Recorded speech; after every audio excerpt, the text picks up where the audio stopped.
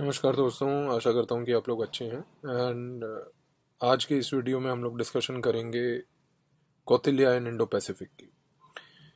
So welcome friends to this class of विदेश नीति, and today we shall be discussing the topic called Kautilya and Indo Pacific, and we'll try to understand that how the ideas of Kautilya are relevant here for the entire debate of Indo-Pacific which is happening today.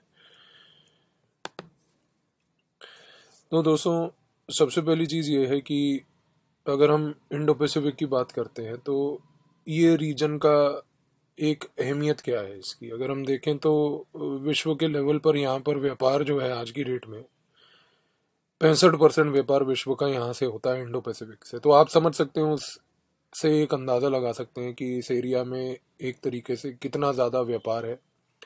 और इस व्यापार के कारण आप लोग ये अंदाज़ा भी लगा सकते हैं कि कहीं ना कहीं ये व्यापार किस तरीके से अहमियत रखता है पूरे विश्व के विकास के लिए और विश्व के एक तरीके से स्टेबिलिटी के लिए। दूसरा दोस्तों, अगर हम फिर से वही इंडो पैसिफिक की बात करते हैं तो विश्व लेवल पर जो जीडीपी का कंट्रीब्यूशन है इस व्यापार का, वो है लगभग 60%। तो आप ये समझ के चलिए दोस्तों कि कहीं ना कहीं इतना महत्वपूर्ण इलाका जिससे लगभग 60% विश्व के देशों का जीडीपी निर्भर हो, वो अपने आप में ही कितना अहमियत रखता है, इसको और ज़्यादा चर्चा करने की बोलने की ज़रूरत नहीं है।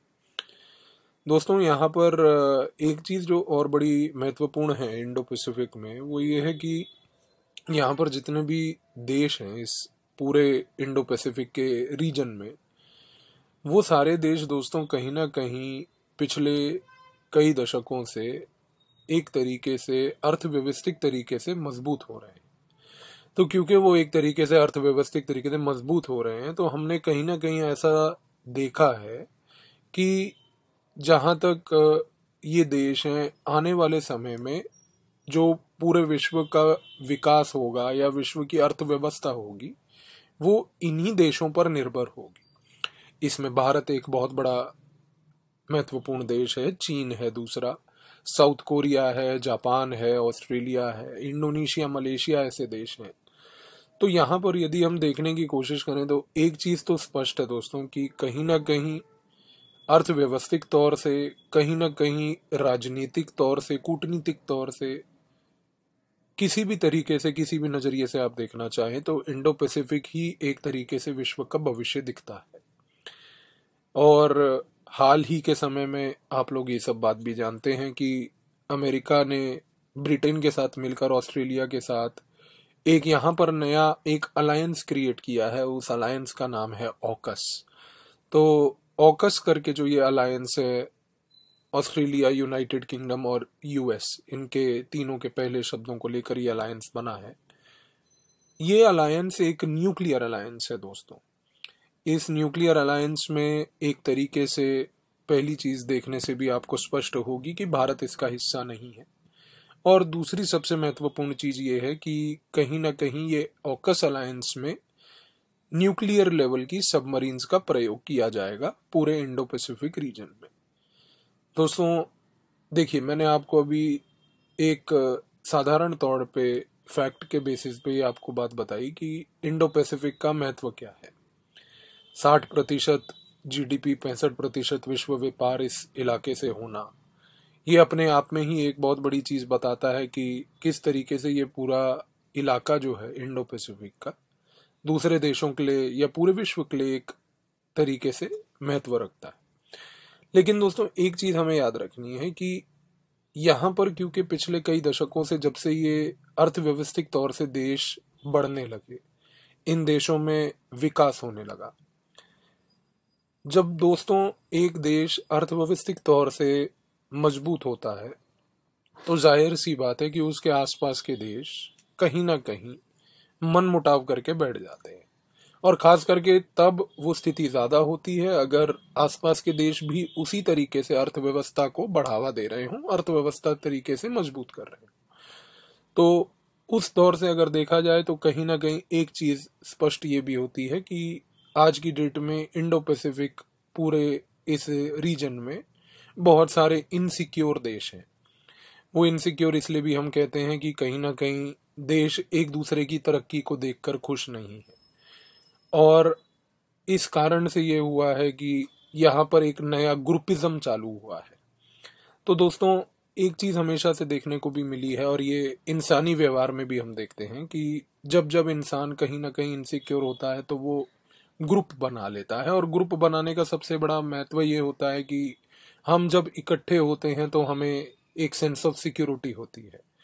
तो ये चीज इंडो पैसिफिक में देखने को मिली कि भाई 1980 के दशक से जब से चीन ने अपना अर्थव्यवस्थिक तौर से विकास करना चालू किया और चीन एक अर्थव्यवस्थिक पावर बनता गया, उसी तरीके से 1990 से भारत ने अपनी अर्थव्यवस्था को खोला, और उसके बाद से भारत भी एक आज की डेट में अर्थव्यवस्थिक ताकत इस पूरे रीजन में बनकर बैठ चुकी है। लेकिन अब कहीं ना कहीं दिक्कत यह है कि भारत और चीन एक दूसरे के पड़ोसी हैं, और पड़ोसी होने के कारण सबसे बड़ी चीज यह है कि दोनों का एक कॉमन गोल है, और कॉमन गोल है कि दोनों ग्रेट पावर, बड़े पावर बनना चाहते हैं। तो जायज सी बात है कि दोनों के बीच में एक तरीके से कहीं ना कहीं मनमुटाव बैठा है। मनमुटाव इसलिए नहीं है कि हम दोनों एक दूसरे के साथ प्रगतिशील तरीके से विकास नहीं कर सकते, बल्कि मनमुटाव इसलिए है क्योंकि हमें तो कोई आपत्ति नहीं है भारत जैसे देश को, लेकिन चीन को आपत्ति इस बात से है कि वो कहीं भारत को एक तरीके से विश्व का एक बड़ा अर्थव्यवस्थिक तौर पे या सैनिक तौर पे या राजनीतिक तौर पर एक मजबूत देश देखना नहीं चाहता। इस कारण से क्या हुआ है कि अब यहाँ पर हमने एक चीज ये देखी कि पूरे इंडो पैसिफिक रीजन में कहीं ना कहीं एक तरीके से छोटे छोटे ग्रुप बनने लगे हैं, उनका गठन होने लगा है। तो उसमें से एक ग्रुप, जैसा मैंने आपको अभी बताया कि ऑकस करके एक नया ग्रुप रीजन में अभी नया आया है।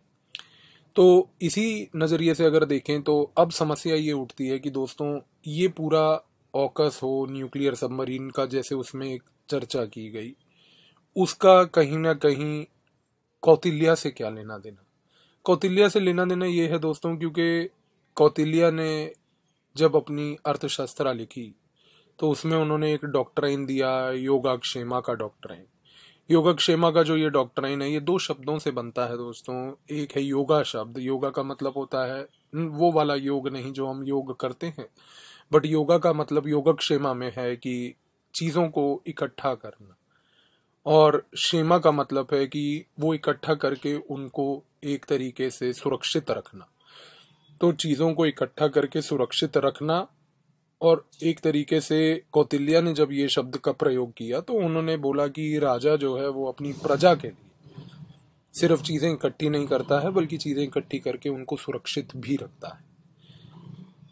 लेकिन हमें एक चीज यहाँ पर ये देखनी है कि अगर हम कौटिल्य का ये डॉक्ट्राइन देखें इंडो पैसिफिक में, तो अब आप समझ पा रहे होंगे ऊपर दिए फैक्ट्स के बेसिस पे भी कि आज की डेट में जैसे जैसे अर्थव्यवस्थिक तौर पे यहाँ पर देश बढ़ते जाएंगे, मजबूत होते जाएंगे, तो हर एक देश में कहीं ना कहीं चीजों को इकट्ठा करने की, रिसोर्सेज को इकट्ठा करने की एक अर्ज रहेगी।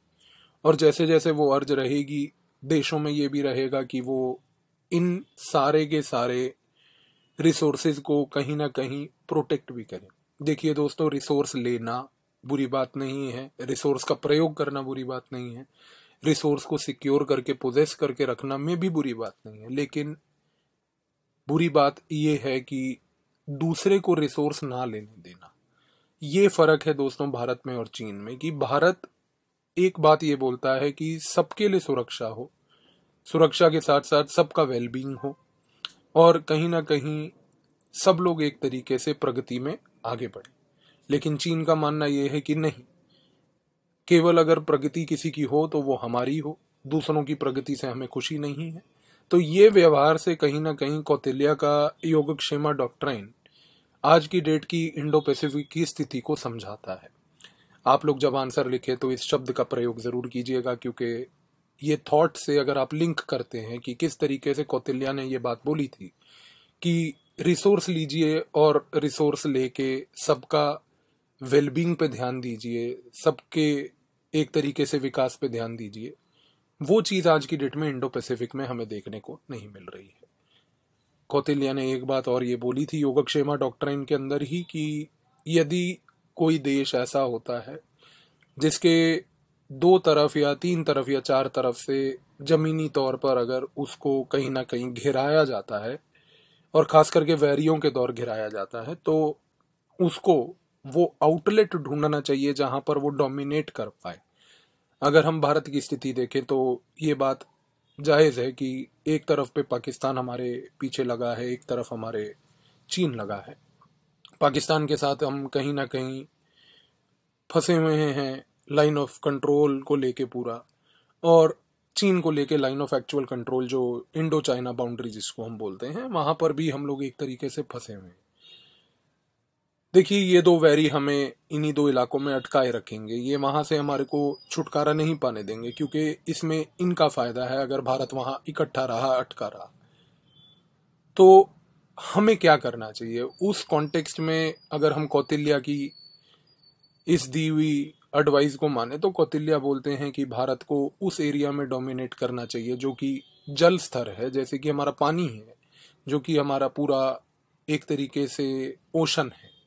तो समुद्री इलाके में हमें अपनी पावर को सिर्फ डिस्प्ले नहीं करना चाहिए, बल्कि समुद्री इलाके में हमें अपनी पावर को डोमिनेट करना चाहिए।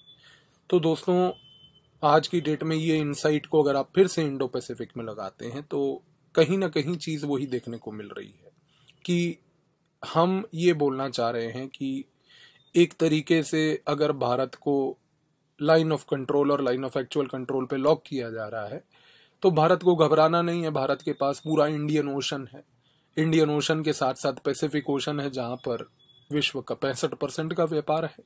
तो भारत को उस इलाके में अपना दबदबा बढ़ाना होगा।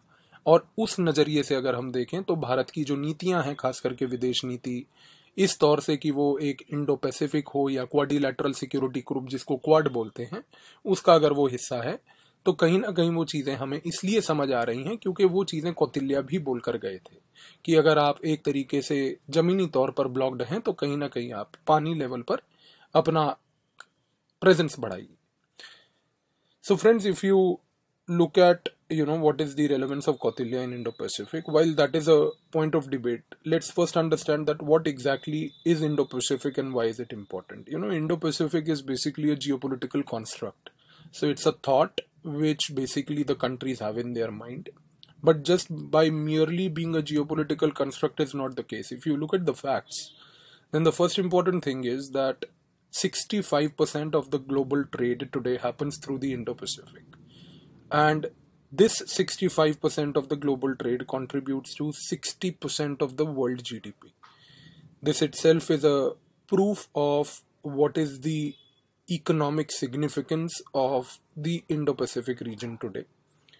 What is equally important to understand also is that this entire region of Indo-Pacific, which is made up of a diverse set of countries, which include countries like India, which is a democratic country, to that of another democratic country which we have is Japan, South Korea, Australia, plus at the same time countries like authoritarian regimes that we have, which include Brunei, which is an oil-rich, resource-rich country, and obviously the biggest one is the Chinese.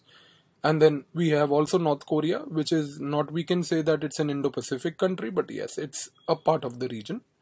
So we have a diverse mixture of political setups. But what exactly is the issue, friends? The issue today here is a simple one, that in the last few decades, the Indo-Pacific countries have witnessed a tremendous amount of economic growth. The Chinese began their journey of growth in 1978 when Deng Xiaoping opened up the Chinese economy. And since his opening of the economy, what happened after that is that the countries of China as such progressed on a huge trajectory of growth. They started acquiring resources from all over the world, and they started acquiring resources from Southeast Asia, from Central Asia, from Africa, from Middle East. As the Chinese adopted this strategy of getting resources from outside, they started spreading their not only economic presence outside, but coming with that economic presence also saw the rise of the Chinese military presence. Because you see, it's a very simple thing. If China today buys resource from Africa, and if the resource from Africa is going to come via Indian Ocean and has to cross the Strait of Malacca and then reach China via South China Sea, then China will try to protect the sea lanes of communication. And to protect the sea lane of communication, they will deploy their naval assets. They will deploy submarines. They will deploy every possible aspect of manpower, be it creating of bases in Africa that they have done in Djibouti, etc., or whatever it may be. So Chinese will take every single step to make sure that today they are in a position to secure the sea lanes of communication. So what we are trying to say is that Indo-Pacific, which is no doubt an economically significant area, has today also, because of the virtue of it being economically significant, has become militarized. So please understand this, that any region of the world which is economically significant will by default become militarily also at the same time important. So this is precisely what we observe with respect to the Indo-Pacific region specifically today, that here are a group of diverse, politically diverse countries. They are economically trying to grow. And as they economically try to grow, what also happens is that every country here tries to protect their economic interest, which thereby brings in the geostrategic element. And thereby what happens is that everybody starts deploying their naval assets and other things. The new boy in the region now, in the recent times, as you must have all heard, is the AUKUS alliance of the Australia, United Kingdom and the US. So what has happened and why this AUKUS was announced is because, the Americans, the Australians and the British, they all felt that the Chinese have spread out a bit too much, and they believed that because they have spread out a bit too much, they have not only deployed their military too much, but they have started resorting to bullying tactics. So they've been assertive, at times they've been aggressive, they bully people, they bully countries, they prevent countries to access the resources, etc. So what has happened now is that the Americans have said that we need a deterrence to the Chinese belligerent behavior, and to create that deterrence to their belligerent behavior, what has happened is that the Americans have proposed a concept called the AUKUS, which is like a nuclear submarine centric alliance. So now the Americans, the Australians and the United Kingdom, they are going to deploy naval submarines in the Indo-Pacific. So please understand one thing. Australia is a Indo-Pacific country, while the Americans and the British are Atlantic nations. But now what has happened is that the center of gravity has shifted altogether. And with this shift of the center of gravity, now we observe that, we have basically the entire presence of Atlantic power countries into the Indo-Pacific region. Though we are not discussing AUKUS in the detail right now, but just making a passing reference because that's the new buzz in the Indo-Pacific today. But now, after understanding this brief of why the Indo-Pacific matters, the larger next question is that what is the relevance of Kautilya here? So let's understand this. So Kautilya, who wrote the book Arthashastra, a treatise on governance and economics, he talks about a doctrine called the doctrine of Yogakshema. Now, this doctrine of Yogakshema is a very important doctrine. While we already are aware about the doctrine of the Mandala theory that Kautilya has given, I have explained that in my international relations book also, in the Indo-Afghanistan chapter. If you look at the doctrine of Yogakshema, it comes from two words, yoga and shema. So yoga here means acquisition of things. The word things basically signifies resources in the present time. We'll draw that analogy, but just understand the word yoga does not mean the traditional yoga that we do, which is the meditation part of yoga, but it's the acquisition of things. The shema part basically means securing the possession of those things. So what is Yogakshema? It is basically acquiring and securing the things. Now try to apply this concept of Yogakshema to Indo-Pacific. What is happening today in Indo-Pacific? In Indo-Pacific today we have a set of countries. These countries are economically growing. And as these countries economically become powerful, what will happen is they will keep demanding more resources. So the Chinese today take resources from Africa. The Chinese want to secure those possessions. As we explained above, that they've deployed a whole spectrum of naval assets and naval power. And then we have India, which is taking resources again from the Middle East, from Africa, from Southeast Asia, from the countries which are in the South China Sea region, which include the Vietnam also. We are drilling oil there. So we are basically also taking resources and we are also acquiring resources and securing the possession. But what does Kautilya say? So Kautilya says one thing, that Yogakshema is done for the purpose of well-being of all. It's done for ensuring security and well-being of everybody. That is what Kautilya says. Now, if you look at India, is India an insecure country? Answer is no. Why should we be insecure for that matter, We are content people. We need resource. We go to a country. We tell them our demand. We don't exploit. We tell them that, see, we can do this for you based upon what our capacity is. We tell the other countries that, fine, see, we need these resources, so please give those resources to us. But at the same time, one thing is very clear, that this behavior, which is a general good behavior, is expected out of every other country. So it's not some extraordinary thing that India is trying to display. This is what any morally strong country will do. But apparently this is not the case of China. So the problem with China today is that they also want to acquire resource. They also want to secure the possession of those resources. But they want to prevent others to access the resource. Now this is exactly what Kautilya said in Yogakshema is happening in Indo-Pacific today. So China is trying to prevent India, specifically if we talk in our context, to access resources from different regions of the world. They will do information war, they will do war of narratives, they will do anything possible which is in their domain to ensure that they create a so-called anti-India image. Let's face the facts. So today the Chinese engage with the Pakistanis. The Pakistanis have kept the border a hot border for us. So we keep on having a permanent kind of a low intensity conflict between India and Pakistan happening today at the line of control. So because of that, what happens is that there's a permanent military deployment of India at the line of control. Now at the same time, if you observe the case of Chinese border itself, the line of actual control, we have been there involved with the Chinese, locked in a Ladakh standoff for the last 2 years now. Please understand one thing. Why is China doing all this? What does China gain by keeping us busy in Ladakh? What does China gain by telling Pakistan that keep on having a low intensity conflict at the line of control? Understand this. The only thing that they gain is that they drain our resource. They drain our resource, they waste our resource, which we could have otherwise used for our development.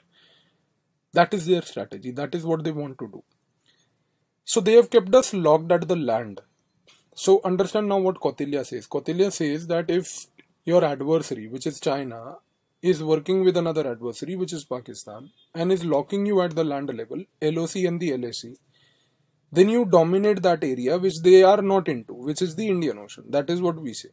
So Kautilya gives us a very clear argument that if you are locked in the land above, no problem, tackle it. That's the way you have to carry out the counter actions against your adversary. But at the same time, try and dominate the waters. Now when you try and dominate the waters, what will happen is that if you look at the waters, what waters are we talking about? The Indian Ocean waters. In the Indian Ocean waters, what do we see? We observe one very peculiar thing, friends, here. That one thing that we observe here is that in the Indian Ocean, while China is only trying to protect the sea lanes of communication, the actual dominance is what we can display today. And today that is the reason why India has to thereby by default become a maritime power. So today if India has to counter China, you don't have to say counter China by joining some group. You can always join the group to achieve your own self-interest or national interest which is there. But the fact of the matter is that the only way to counter China is do it yourself with your own capacity, with your own capability, with your own vision. And that vision is dominate the water. Because the water is an area where China will always find it difficult to come. And the water here that we are talking about is not the South China Sea water. That is the water that they have. That is the only water through which they will reach their territory. But whatever they want to take there will come through Indian Ocean. Will either come through Pacific Ocean. So it's either the Indian Ocean or Pacific Ocean. China is not going to buy any stuff from Atlantic. And they are not going to ship anything from the Atlantic. Even if they do so, the ship will cross from the Atlantic, either the Indian Ocean or the Pacific Ocean to reach China. So dominate this entire space. That is what Kautilya says. So understand. Today if India is a player in Indo-Pacific, it is because of this. Today, if India is a player in Quadrilateral Security Group, which is better known as Quad, it is because of this.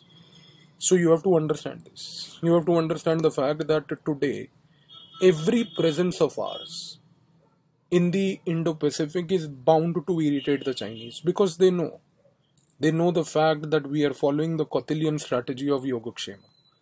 So this is what Yogakshema is all about, number one. Now let's proceed further and understand the things further. तो दोस्तों, अगर हम योगक्षेम और Indo Pacific की बात करें तो मैंने आपको क्या बताया, कौटिल्य ने ये बोला कि भाई अगर आपको आपका जो वैरी है वो जमीनी तौर पे आपको एक तरीके से ब्लॉक करके रखेगा, तो आप उस एरिया में जाइए, उस एरिना में जाइए जहां पर आपका वैरी नहीं आ सकता, और जो कि पानी है, समुद्री सुरक्षा है। तो भारत आज की डेट में इसी कारण से हमने पिछले पॉइंट में देखा कि एक तरीके से इंडो पैसिफिक में आया है, क्वाड का पार्ट है। अब इंडो पैसिफिक और क्वाड का पार्ट होने से भारत को क्या फायदा मिलेगा दोस्तों? तो भारत को सबसे पहला फायदा ये मिलेगा कि इंडो पैसिफिक क्वाड का हिस्सा बनने से, जो कौटिल्य बोलते हैं कि आप एक तरीके से पूरी की पूरी समुद्री सुरक्षा पे ध्यान देते हुए वेलबींग पे फोकस करेंगे। और वेलबींग किसकी? आपके अपने लोगों की, इंटरनल वेलबींग। और इंटरनल वेलबींग के साथ साथ आप एक्सटर्नल रेल्म जो है, जो कि पानी का रेल्म है, वहां पर भी इस चीज का इंश्योर करेंगे कि कोई भी देश का विकास ना रुके। तो देखिए, कौटिल्य एक बड़ा सीधा साधा डॉक्ट्रिन दे रहे हैं दोस्तों। कौटिल्य जो है, हम बोलते हैं कि वो बड़े सेल्फ इंटरेस्ट वाले आदमी थे, उन्होंने बिल्कुल ही बिल्कुल सिर्फ अपनेपन पे ध्यान दिया, मतलबी किस्म के थे। ऐसा कुछ नहीं है दोस्तों। उन्होंने कहा कि अपना मतलब कुछ नहीं होता, राष्ट्र का मतलब होता है। राष्ट्र लोगों से बनता है। अगर लोगों के विकास के लिए कोई चीज हो रही है तो उससे बढ़कर कुछ नहीं है। तो कौटिल्य क्या बोल रहे हैं? आप इंडो पैसिफिक का पार्ट बनिए, आप क्वाड्रिलैटरल सिक्योरिटी ग्रुप का पार्ट बनिए, आप इन सभी ग्रुप्स का पार्ट बन के, इन सभी ग्रुप्स का हिस्सा बन के आप क्या कीजिए कि आप अपने लोगों का विकास कीजिए, आप उस रीजन में जितने देश हैं उनका विकास कीजिए। तो यहां पर कौटिल्य क्या बोल रहे हैं? जो कौटिल्य बोल रहे हैं उसको हमने अपनाया है भारत ने सागर में। हमारा एक सागर विजन है। एक सागर विजन अगर हम देखें तो वो क्या है? Security and growth for all in the region. Security and growth for all in the region, की सुरक्षा और विकास सबके लिए। तो दोस्तों, ये जो सुरक्षा और विकास सबके लिए जो हमारा स्कीम है, हमारा प्रयास है, इस प्रयास में पहली बात तो आप देखिए कि ये पूरे के पूरे शब्द सीधे के सीधे योगक्षेमा से लिए गए। तो आप समझ रहे हैं, ये अगर आपके आंसर में या अगर आपके इंटरव्यू में अगर आप ये पॉइंट बोलते हैं कि भारत अगर इंडो पैसिफिक का हिस्सा बन रहा है, क्योंकि कौटिल्य योगक्षेमा में यही बात बोल के गए थे, और भारत इंडो पैसिफिक का हिस्सा बना क्योंकि सागर भी जो है वो पूरा योगक्षेमा ही है एक तरीके से। तो आप सोचिए कि क्या प्रभाव छोड़ेंगे आप अपने एग्जामिनर पे। तो सागर जो हमारा है, सुरक्षा एवं विकास सबके लिए, उसमें भारत क्या बोल रहा है? भारत उसमें एक ही चीज बोल रहा है दोस्तों कि जो समुद्री इलाका है उसमें कोई पाबंदी, आपत्ति नहीं लगानी चाहिए किसी देश को। समुद्री इलाकों को खुला छोड़ना चाहिए, जिससे कि हर एक देश समुद्री इलाके का प्रयोग करके एक तरीके से अपने राष्ट्र का विकास और पूरे दूसरे राष्ट्रों का विकास कर पाए। और सबसे बड़ी बात यह है कि समुद्री इलाकों में जब आप एक तरीके से प्रयास कर रहे हैं, कहीं ना कहीं ऐसी स्थिति पैदा कर रहे हैं, तो आपको एक तरीके से प्रोग्रेसिव पॉलिटिक्स खेलना है। तो प्रोग्रेसिव पॉलिटिक्स में क्या होगा? पीपी। प्रोग्रेसिव पॉलिटिक्स में यही एक इंपॉर्टेंट पॉइंट है कि आप ऐसी राजनीति कीजिए, ऐसी कूटनीति कीजिए कि जिससे किसी देश को काउंटर करने की जरूरत ना पड़े। आप सबका विकास देखिए, सबका विश्वास जीतिए। तो आज की डेट में जो भारत इंडो पैसिफिक में है, इंडो पैसिफिक के तहत आज की डेट में समुद्री लेन्स ऑफ कम्युनिकेशन जो है उनको प्रोटेक्ट कर रहा है। तो वो इसलिए भी प्रोटेक्ट कर रहा है क्योंकि भारत के लिए समुद्री सुरक्षा इसलिए भी महत्वपूर्ण है दोस्तों, क्योंकि हमारा 98% व्यापार जो है समुद्री इलाकों से हो रहा है। 88% उसकी जो 68% उसका जो वैल्यू है वो भी एक तरीके से समुद्री इलाके से हो रहा है। और साथ में जो हमारा एक तरीके से 93% ऑयल है, ये भी हमारा समुद्री इलाके से आ रहा है। तो ये सारे फैक्ट्स एक तरीके से क्लियर प्रूव कर रहे हैं कि समुद्री सुरक्षा भारत के लिए क्यों महत्वपूर्ण है, और भारत के लिए समुद्री सुरक्षा में इंडो पैसिफिक में जाना क्यों महत्वपूर्ण है। और समुद्री सुरक्षा इंडो पैसिफिक में अगर भारत ने सागर विजन अपनाया या इंडो पैसिफिक का पार्ट है या free and open Indo Pacific की बात करता है या प्रोग्रेसिव पॉलिटिक्स की बात करता है या protection of sea lane of communication की बात करता है, तो वो इस कारण से करता है। तो दोस्तों यहाँ पर समझिए कि कौटिल्य का जो टूल किट है, कि जो मैरीटाइम मंडल है या यानी कि एक तरीके से समुद्री मंडल है, उसको हम किस तरीके से प्रोटेक्ट करेंगे। तो सबसे पहले कौटिल्य ये बात बोलते हैं कि आप मैरीटाइम मंडल को प्रोटेक्ट करने के लिए एक साधारण सा अप्रोच अपनाइए। आप जितने भी लिटोरल स्टेट्स हैं, यानी कि जितने भी वहां पर राज्य हैं जो समुद्री राज्य हैं, उन सारे समुद्री राज्यों से अच्छे रिश्ते रखिए। चाहे मालदीव हो, चाहे मॉरिशियस हो, चाहे वो श्रीलंका हो, चाहे इंडोनेशिया हो, मलेशिया हो, सबके साथ रिश्ते अच्छे बना के रखिए। दूसरा, इंडियन ओशन रीजन में, यानी कि वो इलाका जहां पर आप पावर प्रोजेक्ट कर रहे हैं, उस इलाके में आप एक तरीके से एजेंडा सेटर बनिए। एजेंडा सेटर का मतलब होता है एनएसपी, यानी कि नेट सिक्योरिटी प्रोवाइडर बनिए। नेट सिक्योरिटी प्रोवाइडर का एक कॉन्सेप्ट हम ऑलरेडी एक्सप्लेन कर चुके हैं। तो आप नेट सिक्योरिटी प्रोवाइडर बनिए। और यहां पर सबसे बड़ी बात जो है कौटिल्य की तरफ से जो लेसन आता है वो ये है कि आपको एक चीज समझनी है कि यहाँ पर पूरे इंडो पैसिफिक में जब हम ये बात बोलते हैं कि समुद्री देशों के साथ आप अपने रिश्ते बनाए रखिए, रिश्ते मजबूत कीजिए, समुद्री देशों में अपना एजेंडा सेट कीजिए। एजेंडा सेट ये कीजिए कि सबका साथ, सबका विश्वास और सबका विकास हो वहां पर। तो उस कॉन्टेक्स्ट से कौटिल्य जो बोलते हैं वो ये बोलते हैं कि ये काम तभी हो पाएगा जब आप कूटनीति को और नौसेना को एकजुट करके लेके चलेंगे। अभी तक दिक्कत क्या है कि हमारे देश में एक काइंड ऑफ बैरियर बना हुआ है। हम कूटनीति को अलग देखते हैं। तो जो हमारी भारत की एक बहुत इंपॉर्टेंट डिप्लोमेसी है, जिसको हम इंडियन फॉरेन सर्विस कहते हैं, उसको अक्सर इंडियन फॉरगॉटन सर्विस आज की डेट में बोला जाता है, क्योंकि उसके बारे में हम लोग सोचते ही नहीं कि कूटनीति किस तरीके से जो है नौसेना के साथ मिलकर एक प्रयास ऐसा बना पाएगी कि जिससे कि एक ऐसा एजेंडा सेट होगा, और वो एजेंडा कुछ ऐसा होगा कि जिससे कि सारे देश, सबका साथ, विकास, एक तरीके से विश्वास जीत करके हम कर पाएंगे। दूसरा सबसे बड़ी बात है कि उन्होंने ये बोला कि जो चाइना का एक तरीके से अतिस्मादना है, अतिस्मादना का मतलब हो गया आउट मैनोवरिंग करने का जो आपका तरीका है, यानी कि आपको एक तरीके से काटने का तरीका है कि चाइना आपको काटेगा कैसे, कि वो पाकिस्तान के साथ जुड़ जाएगा, श्रीलंका में पोर्ट बना देगा, या एक तरीके से ईरान के साथ 25 साल का डील साइन कर लेगा। तो चाइना के ये जो आउट मैनोवर है, ये जिस तरीके से वो आपको अंडर कट कर रहा है, काट रहा है, उस चीज को टैकल कैसे कीजिएगा। उस चीज को टैकल करने के लिए जो कौटिल्य का टूल किट हमको मिलता है, वो कौटिल्य का टूल किट योगक्षेम डॉक्ट्रिन के तहत हमें ये बोला जाता है कि अपने एक तरीके से संधि केयरफुली चुनिए। आप उन लोगों के साथ रिश्ता बनाइए, ध्यान से चुन के, जो आपको लगता है कि आपके विजन के साथ अलाइंड है, आपकी सोच के साथ अलाइंड है। और इसके सिवाय सबसे बड़ी बात यह है कि आप छोटे छोटे प्लूरीलैटरल ग्रुप बनाइए। आप छोटे छोटे ऐसे ग्रुपिंग्स का हिस्सा बनिए, या तो आप बनाइए, अगर आप नहीं बना पा रहे हैं, अभी इतनी क्षमता नहीं रखते हैं, तो जो कोई बना रहा है और अगर आपको लगता है कि उस संस्था की, उस संगठन की सोच आपकी सोच से मिलती है, उसका हिस्सा बनिए।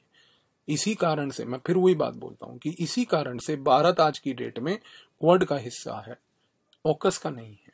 क्योंकि भारत क्या बोलता है कि हमारे लिए चीन एक तरीके से काउंटर नहीं करने की चीज है।